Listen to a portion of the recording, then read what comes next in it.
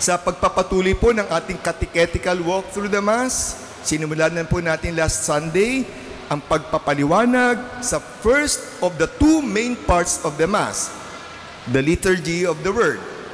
Tatalakayin po natin ngayon ang tungkol sa pagpili ng mga pagbasa reading sa misa. So, paano nga ba ito pinipili? Ang mga pagbasa ng Sunday liturgy ay may sinusundang 3-year cycle. Cycles A, B, and C. Tayo po ngayon ay nasa cycle B.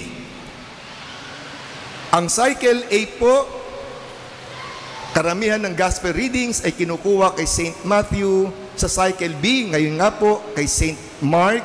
Sa cycle C, kay St. Matthew. At ginagamit naman po ang Gospel of St. John during Sundays of from the third Sunday of Lent onwards until the Easter season and also during Christmas season.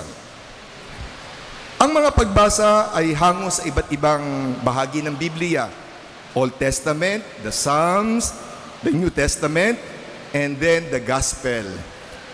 Maging ang pagkakasunod-sunod o order ng mga pagbasang ito ay may significance. The order reflects the order of God's redemptive plan. Ang mga pagbasa ay may ganitong movement.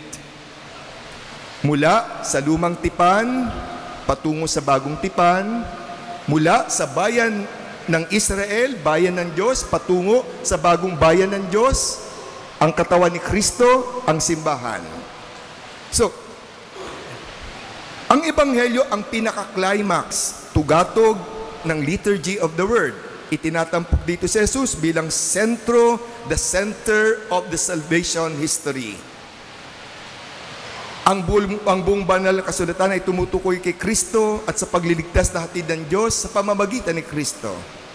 Okay, so kung ang Sunday ay may 3-year cycle, ang weekday readings naman po ay may 2-year cycle. Year 1 and Year 2. Tayo po ngayon ay nasa Year 2 sa mga weekday readings natin. Kapag ang taon ay nagtatapos sa odd number, Year 1 yon.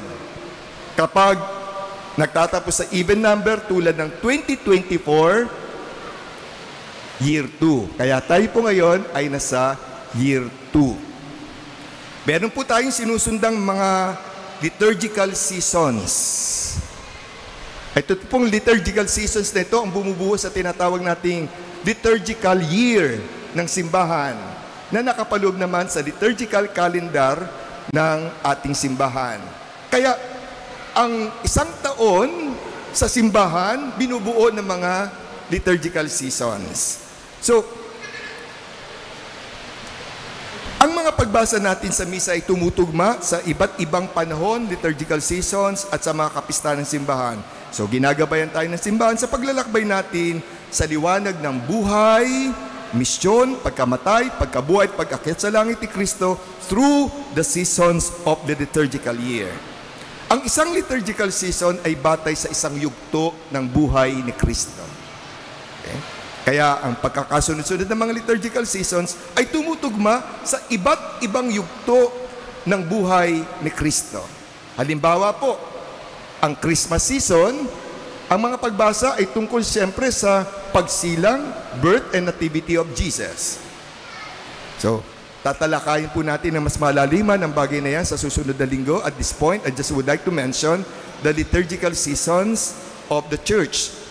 Ito po yung Advent, Christmas, Lent, Holy Week, Easter, Pentecost, Ordinary Time. So, ayan po yung ating liturgical season. Ulitin nga po natin lahat. Advent, Christmas, Lent, Holy Week, Paschal Triduum, Easter, Pentecost, Ordinary Time.